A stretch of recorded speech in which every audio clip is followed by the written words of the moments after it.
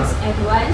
So I'm Tasha and AMJAD will explain about the introductions. Then we have three debaters, which is AMIRAH, Rafiq and Mimi.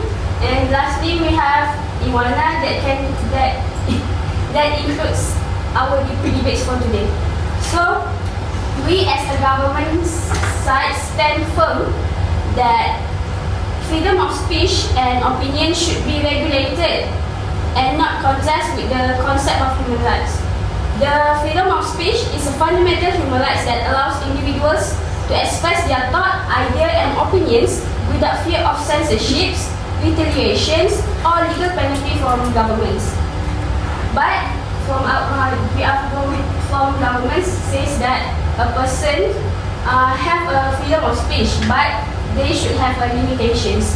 So as stated in Article 10 in Federal Constitution in Malaysia, in Clause 1 and 2 state that every citizen has the right to freedoms of speech and expression, but Parliament may be by law impose restrictions as it seems necessary or expedient in the interest of the security of the Federation, friendly relations with other countries, public order or morality.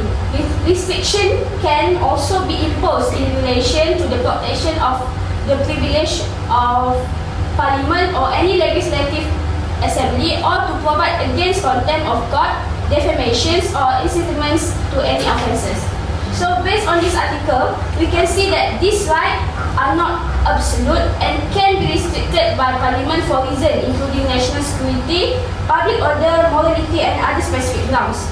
So this means that while Malaysia do have a constitutionally protected right to free speech, this right is subject to significant limitation as legislated by Parliament. There are also others international legal framework such as the Europe Convention of Human Rights (ECHR) that recognize the need to balance freedom of expressions with the protection of the right of speech. So in this article, Article 10, state that they allows restrictions on speech for the protection of the reputation or rights of other and for preventing disorder or crimes. So why should we as a government restrict the freedom of speech is to prevent hate speech and discrimination. So hate speech is any kind of communication that belittle or discriminates against people based on attributes such as race, religions, ethnic origin, disability or gender. So hate speech and discriminations expression can lead to social deviation and violence against the marginalized group. When speech incite hatred against certain group is affect the social fabric certain and lead to the polarization and conflicts. So by regulating such speech, society can foster a more inclusive and respectful environment upholding the human rights principle of equality and non-discrimination. For example, Malaysia is a multicultural nation with a significant population of ethnic, which is Malays, Chinese, India and others religious group alongside. Then we also have various religions, which is Islam, Christianity, Buddhism and Hinduism. So this diversity, while a source of cultural richness, also present a challenge in terms of social cohesion and intergroup relations. So basically, because of this diversity, it can lead to discrimination, which the minority group can be discriminated by the majority groups. Assalamualaikum and hi all. So our next point is we support the freedom of speech, but it cannot involve the religious matter. In that way, the freedom of speech can be controlled, so it can evade from conflict that will arise between race and religion. This is because we know that our country is a multi-race and a multi-region country, which is we have so many race and religion in our country. For example, to support my point, there is news from BH Online, which is they interviewed Professor Madya Dr. Khalif Muhammad Haris from University Technology Malaysia. He said that freedom of speech should not be used as a right to spread misinformation, which can cause conflict between people.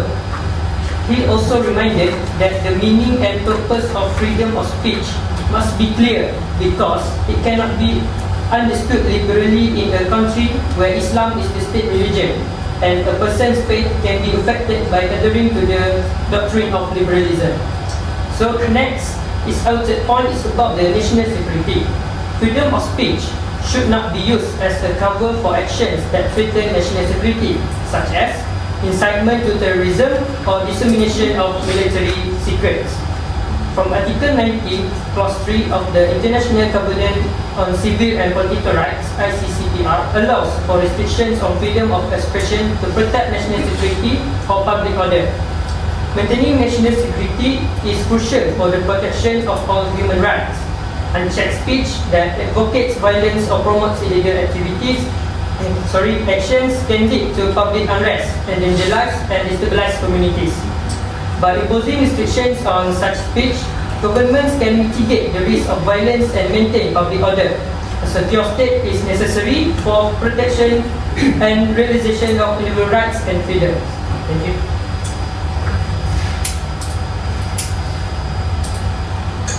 Assalamualaikum warahmatullahi wabarakatuh and very good morning and very good evening to all, especially from the government and opposition side.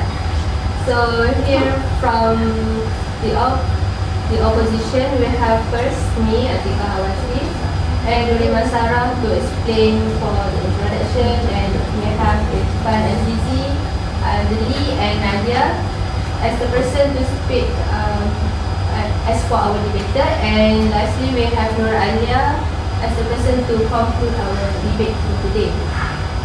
So we from the opposition, we are strongly agree that the right of speech and opinion should not be regulated with the concept of human rights. And first, let me explain about what is the meaning of the freedom of speech. So, freedom of speech is the right of individuals to express their thoughts, opinions, and ideas without fear of retaliation or legal consequences. It allows people to seek, receive, and share information and viewpoints through various media, whether it can be spoken, written, or broadcast.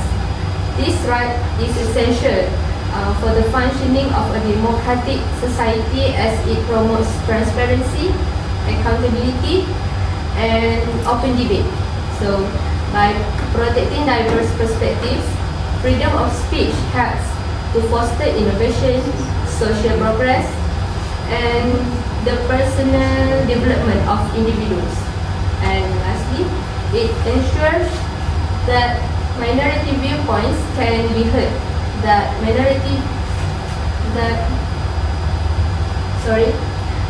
It ensures that minority viewpoints can be heard and considered, and contributing to a more inclusive and dynamic public discourse. And here I will explain for my first point, that is freedom of speech is important to promote accountability and transparency. So, freedom of speech is crucial for holding governments accountable and ensuring transparency. It allows for the critique of government actions and the exposure of corruption and abuse of power from the government. And for the example related to this point is, we can see from the one MDB scandal where billions were allegedly misappropriated from a government fund and was brought to light through the work of journalists and activists exercising their freedom of speech. And here we can see from the statistic saying that a Transparency International Malaysia survey in 2017 saying that they found that 60% of Malaysians believe that freedom of speech and a free press were essential to combat corruption, especially from government.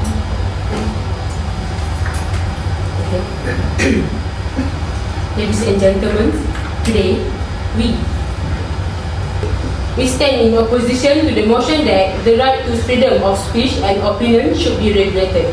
While we acknowledge the necessity of certain limitations to protect public safety and order, we assert that the current extent of regulation is sufficient and any further restriction will undermine the very essence of democratic society and individual liberty.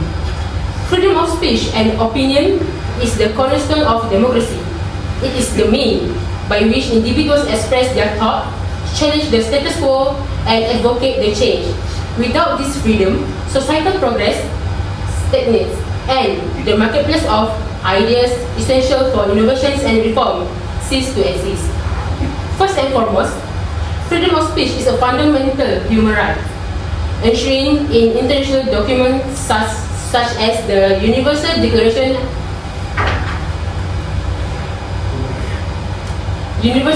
of Human Rights and the International Convention on Civil and Political Rights. These documents recognize that the freedom of speech is not just a privilege but an inherent right that should be protected vigorously. Any attempt to regulate this right further threatens to erode the very foundations of our democratic institutions. Furthermore, history teaches us that excessive regulation of speech often lead to authoritarianism. When governments are given the power to decide what can and cannot be said, they can abuse this power to silence dissent, suppress opposition, and control the narrative to serve their own interests. The risk of censorship and the suppression of minority voice too great to ignore. We also must consider the principle of proportionality. Current regulation already address issues such as hate speech, defamation, and chilling and incitement to violence. Introducing additional regulation risks creating a chilling effect where individuals are too afraid to speak and too fear to retribution or legal consequences. This stifles open discourse and diminishes the vibrancy of public debate. In conclusion, while we acknowledge the importance of protecting public order and individual rights, we firmly believe that the right to freedom of speech and opinion should not be subject to further regulation. The existing framework strikes an appropriate balance between freedom and responsibility. To regulate it further would be undermine the democratic values we hold dear to pave the way for potential abuse of power. Let me defend the right to speak freely, to challenge, to criticize, and to express without fear. Thank you.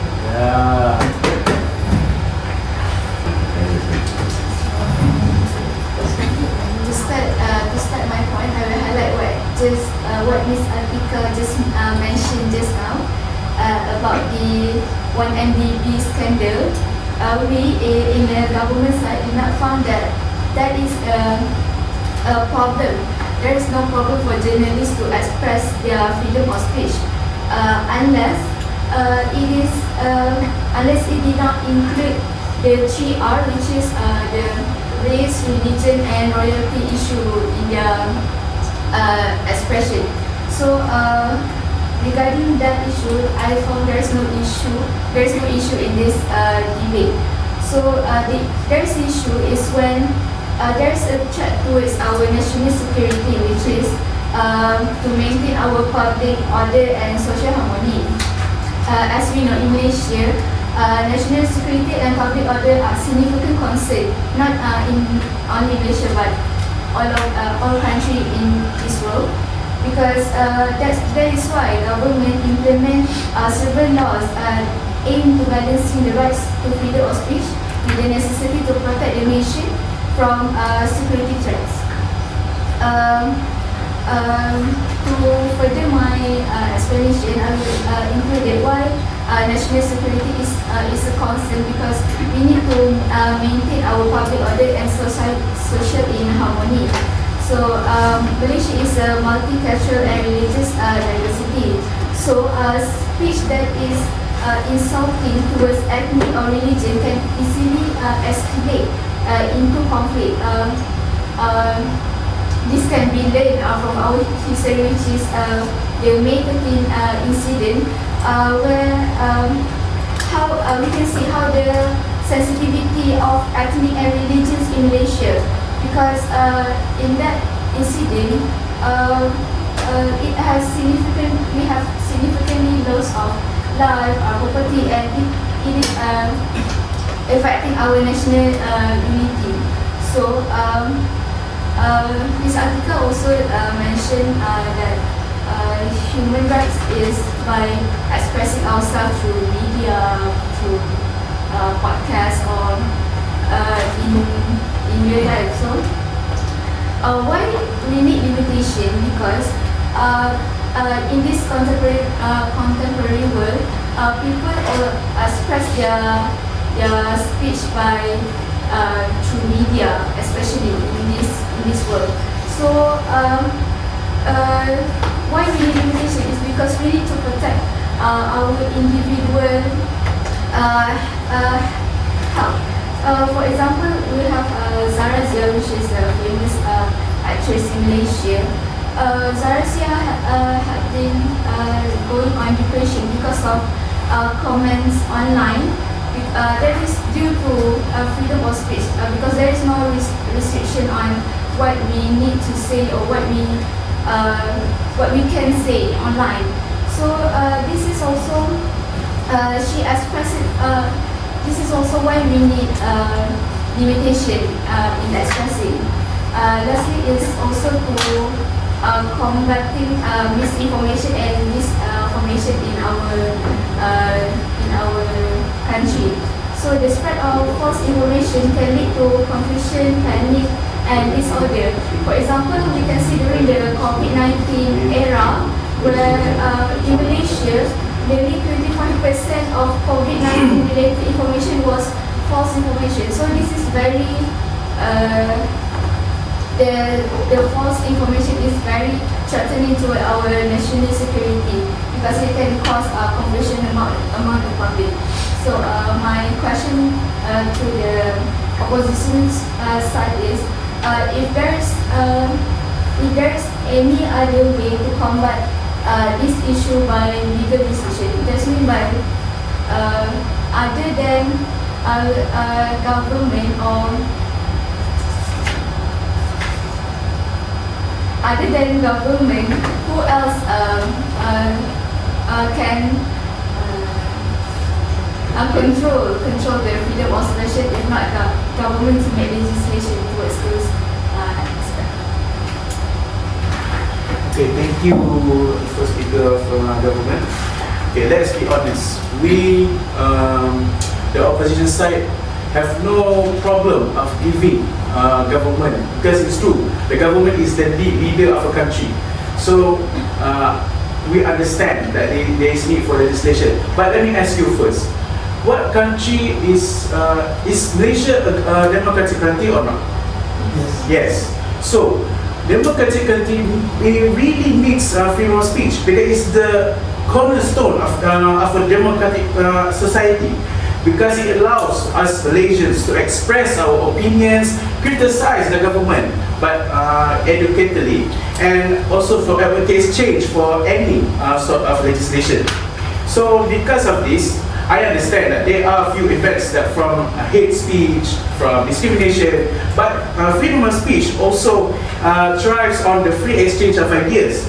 When, for example, Malaysians can openly discuss and debate anything about the government's policies or anything, then it can lead to be a more decision-making society against the between the citizens and also to the government. So without the ability for us as Malaysians or any other people from any other country to speak freely, I think there is no democracy in that. It undermines that people cannot fully participate in a political process of a country. So let me give an example of data. So a recent survey by United Nations in 2023 emphasizes that freedom of speech remains a core element of human rights globally, with strong advocacy from 193 member states from all around the world for protecting the freedom of speech. Let me give an example like the Arab Spring, for example. We can see that Arab Spring is anti-government protest because of the authoritarianism of the Arab countries. So, for example, in Tunisia and Egypt, the ability to freely express their dissent publicly through social medias or any sort of freedom of speech has led to an outstanding authoritarian regime. So this event actually has become now a fire starter to any other events or wars that are currently happening now in the Middle East. So this demonstrates how freedom of speech is essential for democratic movements and also can lead to significant political changes anywhere in the world, including our democratic country, Malaysia. Okay, I think that's all. So I would like to ask the government, what do you think that the government should do? What mechanism can be put on in place for the government to ensure that the freedom of speech, limited freedom of speech, is not misused or overextended beyond their original purpose? Can you understand the question? Okay.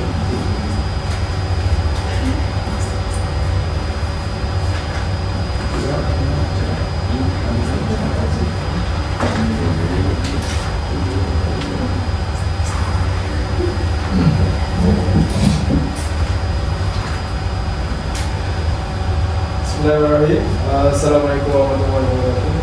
Thank you for asking the government. Before I answer your question, I just want to give you some information that been told by my two friends before this, that Malaysia government actually give the freedom of speech, but in control. So to highlight that what our TIF said, that the freedom of speech should not be regulated, that I strongly disagree, because we don't know what the contents of the of people that want the freedom, what they want to deliver. So I want to answer your question that we had the sedition Act 1948 that defines and criminalize act, speech, words, publications, or any other things that have seditious tendencies. The main section include the section 3 defines what constitutes a seditious tendency. So this is clear that our government has long take a good care of this situation, that means any freedom of speech that we allow, but in control. That's all. Okay, I continue with another question to opposition. How can you guarantee that if there is no restriction of freedom of expression, it will not become a chaos?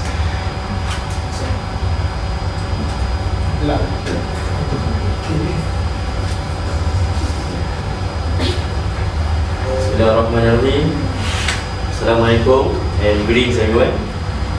First of all, I would like to thank the fourth speaker from the government side And I would like to firstly answer the question, how can we solve in a very good way if freedom of speech is allowed without having a chaos in our country.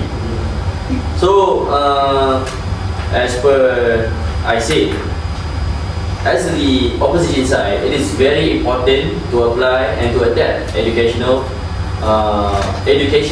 towards our citizens. And how can we do?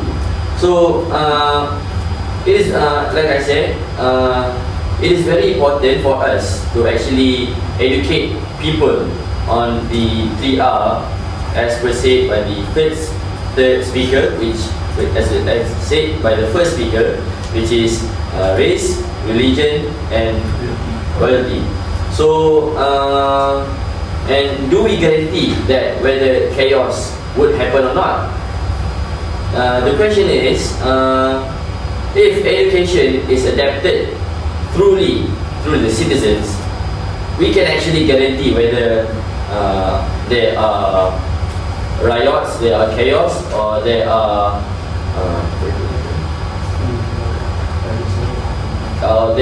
any gatherings, demonstration in the city. So my point is that the freedom of speech is really important to be adapting for the citizens, is because the citizens, the people, have the rights of their own to actually speak what they think about the government, about the country itself. If not, how come and how can the government know their mistakes or their flaws on governmenting the country? That's my first point. The second point is, if the people doesn't speak out, where is the element of the human rights itself? As a people, as mankind, we have the rights of our own to speak what we think, what are our thoughts towards the country, towards anything that we demand or that we think about. So in a country of full democracy like Malaysia, it is very important to let the people speak out what they think, so that Malaysia is known as a democratic country. If not, how come a Malaysia be a democratic country? So the third point that I would like to point out is that maybe if we allow people to actually speak what they think, yes, miscommunication, of course, maybe there's some fights between races, and we know that Malaysia consists of 3 races. The major one is Malay, Chinese and also Indian. But by then, like I said before, if we adapted education, respect each other and adapted the good morals between us, I can possibly say that Malaysia will always be a very free country and a very fine country without any riots. But by then,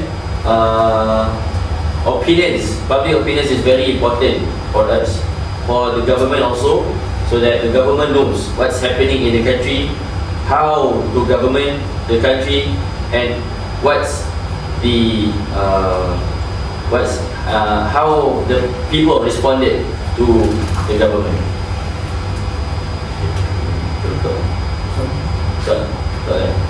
So my question towards the government side, stated that you guys wanted to restrict the freedom of speech. So what's the element that has to be restricted, and so that the people cannot speak? That's my question.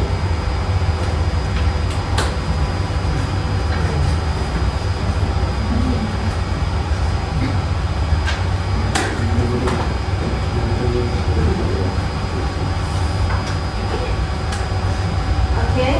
Assalamualaikum and a very good evening.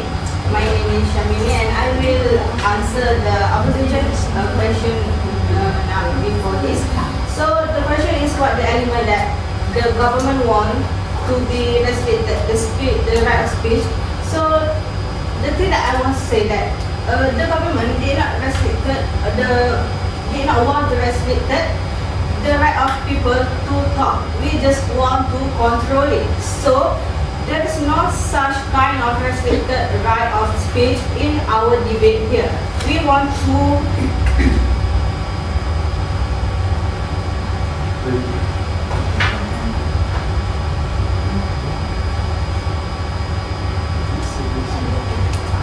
we here want to take serious of this issue where the right of speech must be controlled. As we can know, for the example, the prevention of hate speech and discrimination, where the control of freedom of expression is necessary to prevent the spread of hate speech that can trigger violence and discrimination against certain groups. So, certain groups such as difference through the religion, ethnicity, gender or disability can occur, and hate speech can trigger conflict or mass violence or even genocide. So, for example, in Indonesia 2017, a girl was killed for making fun of her poor friend. So, this kind of situation happened because there is no restriction in speech, make a victim vengeful and determined to commit a crime. So, this kind of thing will not be happen if the people realize that the hate speech that happened through the unrestricted right of speech can trigger this kind of violence.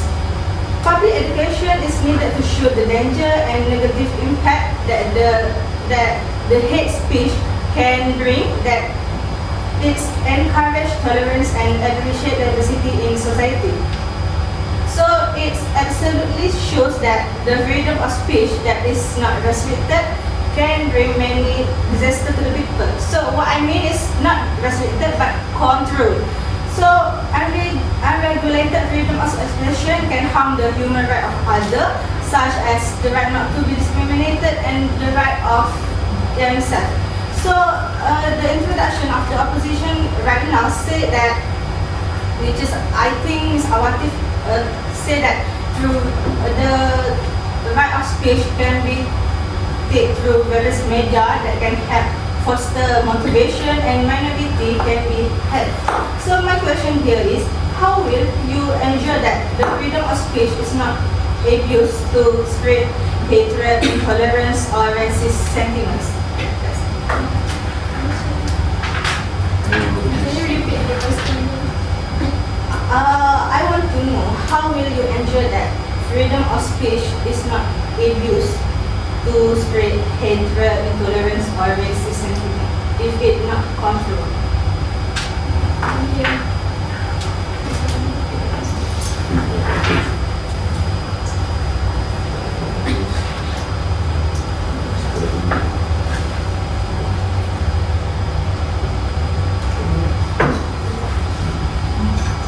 Hi, Assalamualaikum. Thank you for the question. I think in my opinion, you said how the speech of freedom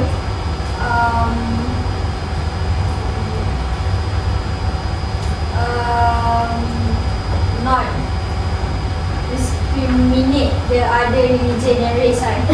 I think in my opinion, how we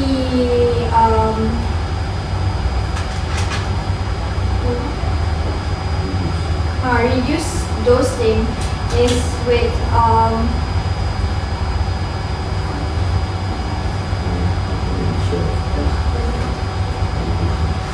by education. So my point is education is important. We can adapt it while we still in school, like when we studied 1, studied 2, that thing we should learn it in school. So by that, by the time goes by, those issues will not come in the future because we know how to respect other religion, other race, because that is sensitive issue that we should not spoke up in the public. So I think it's a general and common sense actually. It's not about the speech. You know what I mean? So,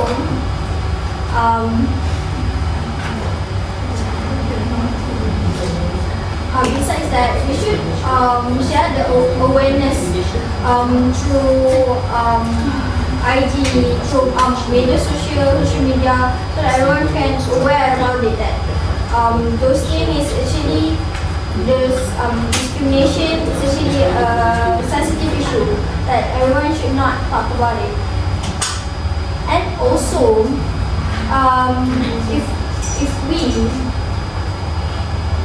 if someone, for example, the minority one, for example, Chinese or Indian, talk about the sensitive issue about why Malaysian or Bumiputra got those special treatment. They talk about it because they don't know.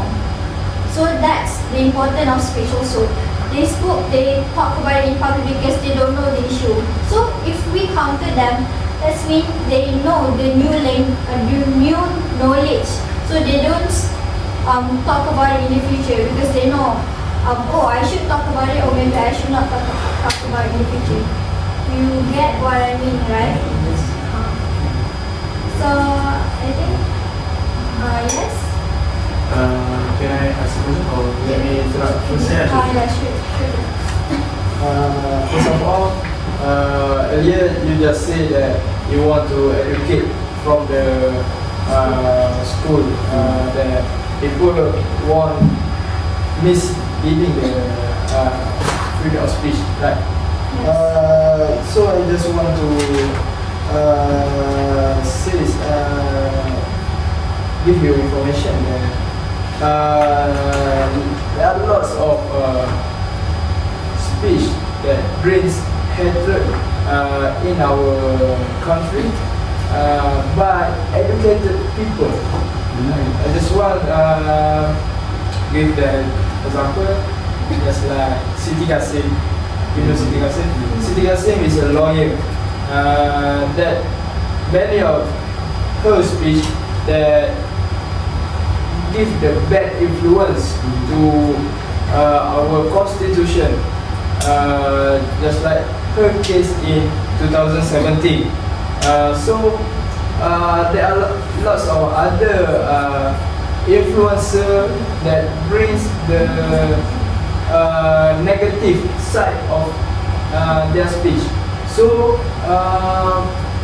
but do you think that those people are the result of poorly educated system in Malaysia? Meaning that, of course, she is for example, as Rafiq said, she is educated, right? But do you think that this because resulted by the poorly education system that right here in Malaysia? Do you think that is the problem, or do you think that it is the individual itself, herself, that is the problem? Okay. So here you just want to condemn the education system of Malaysia? No, it's about herself. It's about her attitude herself. That's why she talked about it, because it came from her, the vibes, the energy. She talked about the institution because it's herself. Yeah, I understand. Here, everything is come from individual, but we take the negative contents that Siti Kasim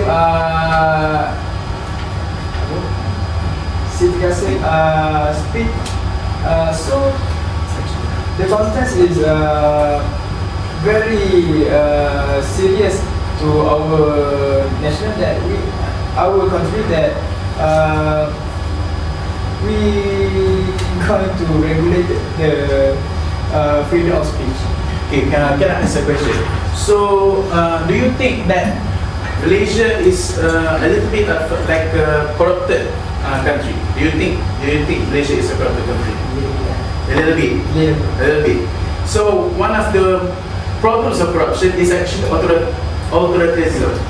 So, a data from 2023 Corruption Perceptions Index, countries with greater freedom of speech and press, such as Denmark and also New Zealand, are among the least corrupted nations. So, Malaysia are going, is the progress of Malaysia are going to lead to authoritarian country, or because if the government wants to control or regulate this freedom of speech, it can lead to certain abuses of power. For example, like we all know the case of Halim that has been thrown with acid, and there are links about the perpetrator is from the royalty, for example. Like, so how can the government can ensure that these three things, that the religion, royalty, and also race, I have, like for example, like the most thing is royalty, have not been abuse of power to prevent this freedom of speech. Can you understand the question? Can you ensure that the government can ensure the royalties or whatnot or other situations cannot lead to abuse of this authoritarian system? Because royalty also have their own power, right? Because in our, for example, like in our country, so what things can you do to ensure that there are no abuses from these royalties, for example? So continuing from my fellow friend, like Rafiq said, from the government side, there are educated people who themselves spoke out about negativity, and they know that they have the tendency of speaking of the freedom of speech. But by then, like I say, it's about how we educate people and how can we adapt people. Like as we adapt in Malaysia nowadays, students in primary schools are educated about the democracy, about Malaysian system, and the moral value, and how to respect other races, in which we learn in the subject of civic. So, like I said, if the education is more solid, more firmly and restructured, it is best believed that freedom of speech is allowed in the country of Malaysia, in the country of democracy, like Malaysia. The second point is that, are the government afraid of being brought down by the people? Are those the reason why you guys has restricted us, has restricted the people from having the freedom of speech? The people have the rights to actually speak out the flaws, the things that they don't see the government are doing. By then, the people have the power to bring down who they wanted to bring. Are the government afraid of the people doing that? Thank you.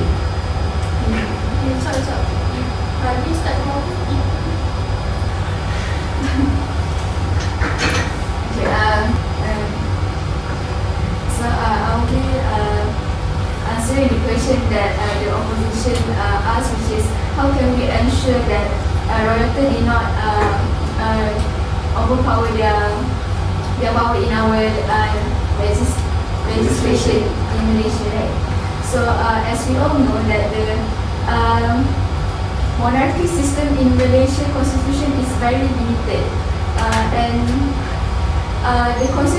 the king, the role of the king in our parliament is outlined in our federal constitution, which is limited, where he need to act in the advice of the prime minister and cabinet member.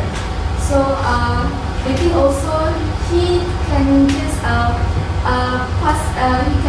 He has the power to pass the bill of both houses, parliament and so in this way we can ensure that the monarchy system in Malaysia is not overpowered, because his power is restricted, and he cannot easily express his opinion because he needs to act in the advice of our Prime Minister and his cabinet member. So as you can see, the Article 10 in our Federal Constitution has guaranteed the freedom of speech and expression, the freedom of assembly, freedom of association. In these guaranteed freedoms, we included this limitation. It is because the need of limitation, the limitation is needed because it is to prevent conflict that can cause chaos in our country, especially in ethnicity or religious context.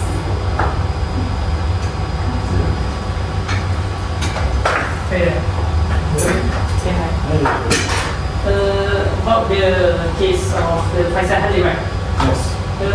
We know that the case of Faisal Halil is not solved yet. We don't know who the perpetrator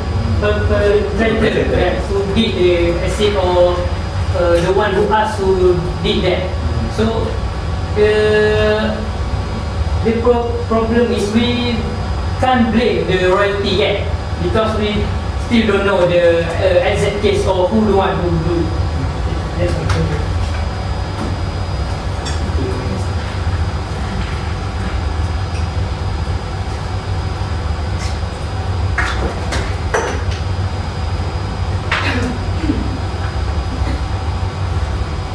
Okay, to answer the question right now, whether the government afraid the people will take down or overthrow our government, the answer is we did not. We did not afraid the people to take down our government because we just want to make sure that the human rights are protected. Unregulated freedom or expression can harm the human rights of others, such as the right to not be discriminated against and the right to live in peace. So, with the restricted in the speech of in the restricted restriction in the right of speech, we can make sure that this other kind of right did not regulated. For example, discriminatory propaganda can strengthen prejudice and worsen social segregation. The control of freedom of expression aims to maintain a balance between the individual right to express themselves and the collective right of society to live in a peaceful and just environment. By regulating and supervising public expression, the government can ensure that freedom of speech is used responsibly and does not violate the human rights of others. The government also wants to make sure that the human right or the right of speech is not violated for the national security. Certain restrictions of freedom of expression are necessary to protect national security and prevent the spread of information that could threaten the stability. For example, information that is a state secret or provocation that can cause political and social instability must be controlled. In many countries, there are laws that regulate the disclosure of state secret information that aim to protect national interests. In addition, speech that incite violence or rebellion against the government can cause chaos and instability. Accurate surveillance can help prevent the spread of extremist ideas that have the potential to harm society and the country. So, with the right of speech that being regulated, any idea of the extremists or any idea that can harm the country will be prevented. So, the government wants to state here that the right of speech must be regulated. So, there is no kind of violence that can destroy our country. Assalamualaikum. So, to conclude our debate today, we as the government side support regulations and restrictions of the freedom of speech and opinion. We want to assert that while the principles of freedom of speech and opinion are indeed foundational pillars of any democratic society, it is incumbent upon governments to recognize the complexities and potential dangers that unchecked expressions of these freedoms can entail. The necessity to regulate and restrict certain forms of speech emerged not as an affront to liberty, but rather as a pragmatic response to safeguarding the broader interests of societal cohesion, public safety and national security. It is imperative to underscore that the regulation of freedom of speech and opinion does not seek to undermine or suppress legitimate reason, discourse, or diversity of thought. On the contrary, it aims to create a framework where such expressions can thrive within defined parameters that mitigate the risk of harm to individuals and society as a whole. Next, on the primary justifications for the regulation of freedom of speech. For the regulation of freedom of speech lies in the imperative to prevent hate speech and discrimination, unchecked expressions of speech that propagate hatred or animosity towards particular groups can have profoundly damaging consequences, not only for the targeted communities, but also for the broader social fabric. By implementing controls to curb such rhetoric, governments can foster an environment where all members of society feel valued, respected, and safe from vilification or persecution. And lastly, the regulation of freedom of speech serves to protect the rights and dignity of individuals. So then the defamation and the dissemination of false information can inflict significant harm on the reputations and livelihoods of individuals, undermining their ability to participate fully in society. By establishing oversight mechanisms to address such abuses, governments can uphold the principle of fairness and ensure that individuals are not unfairly maligned or marginalized by irresponsible speech. That is all. Thank you. Hello and Assalamualaikum. My name is ALIA as opposition side, and I will conclude our debate for today. We as opposition side stand that freedom of speech and opinion should not be regulated. It is because regulating the right of freedom of speech and opinion may be protect individuals and society, but the consequences of such regulation are far-reaching and detrimental to the core values of democracy and human rights. We must uphold the principle of free expression, recognizing that the solution of harmful speech lies in more speech, not less. Open dialogue, education, and critical thinking are the tools that will help us navigate the complexities of modern discourse without compromising our fundamental rights. Regulation of speech and opinion undermines the very essence of personal autonomy and the democratic process. It can create an environment where fear of punishment stifles creativity, innovation, and progress. Individuals must be free to express their thoughts, even controversial or unpopular ones, to foster a society that is resilient, adaptable and just. Moreover, we must recognize the potential for abuse inherent in any regulatory system. When power is concentrated in the hands of a few to determine the boundaries of acceptable speech, the risk of censorship and authoritarian control increases. The historical and contemporary examples such as abuse serve as stark warnings of the dangers of compromising on freedom of expression. Furthermore, the idea that regulation can effectively prevent harm is often an illusion. Harmful ideas and speech can be driven underground, where they become more difficult to counter and more dangerous. Instead, exposing such ideas to the light of public scrutiny allows their weaknesses to be revealed and their influence diminished. Lastly, in a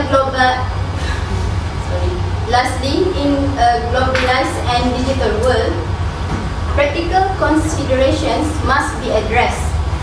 The sheer volume and speed of information flow make regulation an impractical and often ineffective tool. Instead, empowering individuals with the skill to critically evaluate and challenge information is a far more sustainable and effective approach. That's all from us. Thank you.